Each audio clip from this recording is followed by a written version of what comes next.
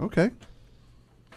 So, all right, let's just go to the segment, shall we? Let's do it. Let's just go to segment. This is Scotty's segment. Which I understand you're delegated. You're going to delegate, exactly. I am. We are on part 5, I think, of managing expectations during the buying process. This is after the offer is accepted.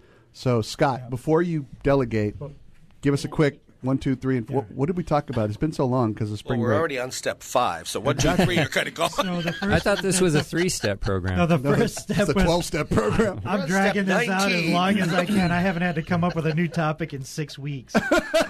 Hey, by the way, guys, just real quick, I hate to get off track, but I have a VA buyer that I just got an acceptance on a property for. Yeah. Aren't you Congratulations, ladies and gentlemen. Let's hear it for Frank, REO Frank, VA buyer. All right, blah, blah, blah. Back to the segment.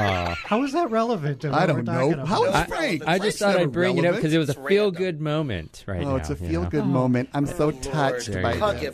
him, please. I'm going to give myself Somebody give Frank a hug. Self-hug. Here we go. Okay, so it was hiring your team. Got it. So hiring the best team, 1. and then we talked about buyer porn. 2. Which was looking up properties online. Then it was making an offer. 3. And that was going up the hill on the roller coaster.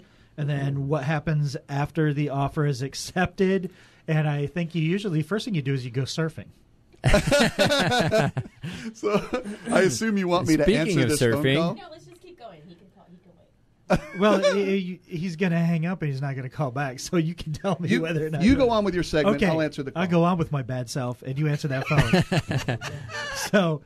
So what happens after the offer is accepted, and this is really where you find out how good of a job you did hiring your real estate agent and your lender. Because if the lender didn't give you a pre-approval, and we talked about this ad nauseum about a pre-qualification or a pre-approval, this is where the tires hit the pavement. This is where what everybody promised you, they have to actually perform. So I am going to delegate this off to the actual experts that do this every single day.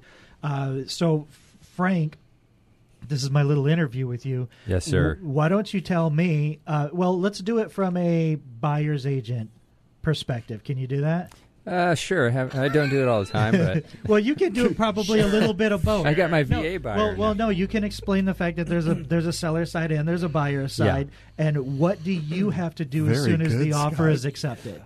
As soon as the offer is accepted, well, first and foremost, what I do is I'm going to really emphasize those timelines, okay? Your due diligence period, your inspection period. Of course, you want to keep a close eye on the close date. We want to meet all of our timelines from the buyer's performance area when we have to get the money into escrow. I want to really push the lender to get that appraiser out there as soon as possible. And one of the things you mentioned is the timelines. Those are your contingencies. Your contingency periods. And you'll see that, I believe it's on page 3 of the RPA, basically at the residential at the top. Purchase agreement. This is a buyer. They don't know all the residential purchase agreement. And the car contract or the RPA residential purchase agreement has a set standard timeline in there of 17 days to perform your inspections. Now that could have been negotiated during that during the agreement time for you and the buyer, or the buyer and the seller, and it could have been knocked down to 10 days, could have been knocked down to 7 days. Whatever it is, you really want to stay on top of it because, and this is something that agents fail to tell their buyers also, you have what's called an earnest deposit. Your earnest deposit is what I call a good faith money when you're opening escrow. You're telling the seller, hey, I'm willing to put $5,000 in escrow and move forward with you and perform all the duties I am obligated to perform as a buyer.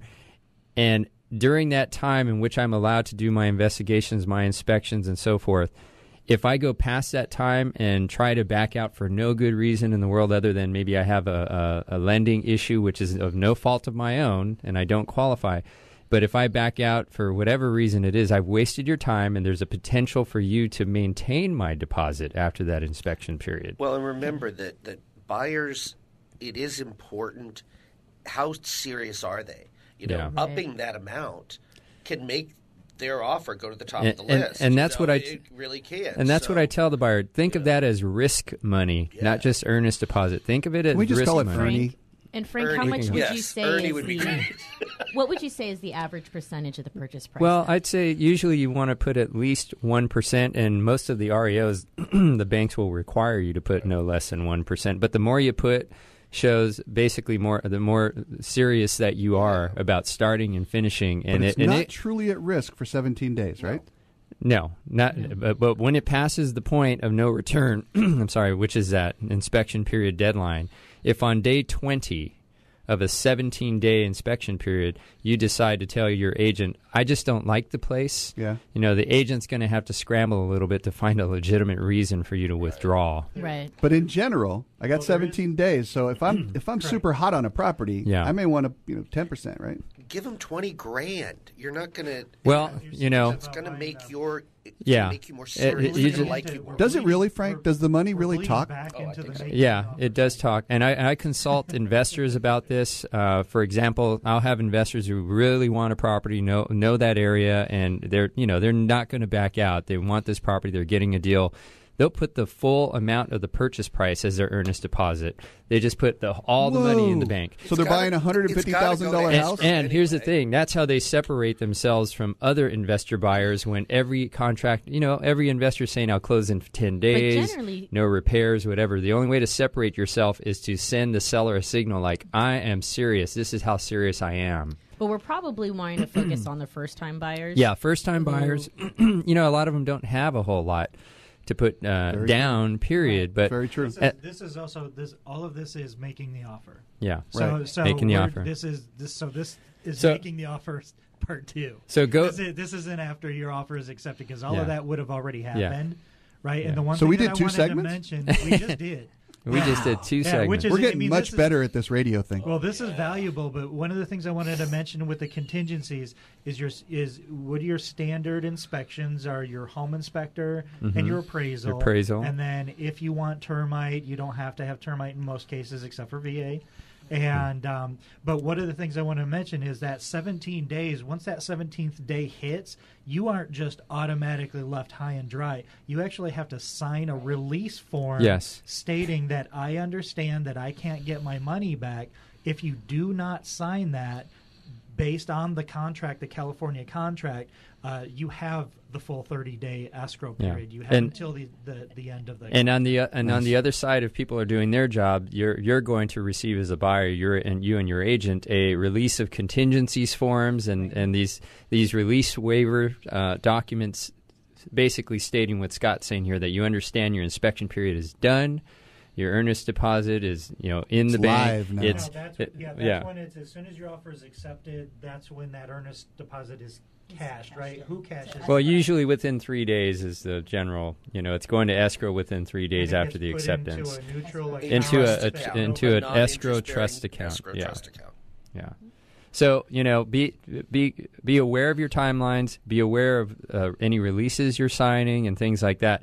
From the other side, if I send a release because I know 17 days are up and the buyer doesn't want to sign it, I'm going to put some pressure from this side of things because I need your commitment. I can't have you drag me out for 30 days and then you back out on me and now I've lost 30 days on market as a seller. It's not fair to the seller. And that's why this risk money can be at risk, and sometimes the sellers will keep it because it's paying for their time wasted. Now, but the real estate agent who orders those inspections? Does the real estate agent going to help or going to order the home inspection, or who does those inspections? Well, it's really my buyer's decision. I'm there to consult, yes, but I usually am not going to have sign the document, put the order for the inspector. I'm going to put the buyer in contact maybe with some preferred inspectors that I know. You're going to help them take that step. I'm going to help them take that step, but really, for legal reasons, you really have to let the buyers decide who they want to use for their inspector. They're not totally on their own. They're not totally on their own. No, it's going to be pretty simple. But it's not a good idea though for you to bring in your contractors to look at the house, your inspectors. Obviously, you're not going to bring in your appraiser. So break it down, Scott. We didn't even get started. Really? No. Scotty's got another segment for free next week. Well, okay, so I did Bonus because segment. Next week we're going to talk about what the lender does. as soon as your offer is accepted. Okay. Awesome. And actually, we probably need about 10 shows really to talk about how this transaction will go smoothly. You really think that we're going to put that parts. on for 10 shows? Scotty's excited, but I don't think we're going to put that on for 10 shows. We've already done it for 5.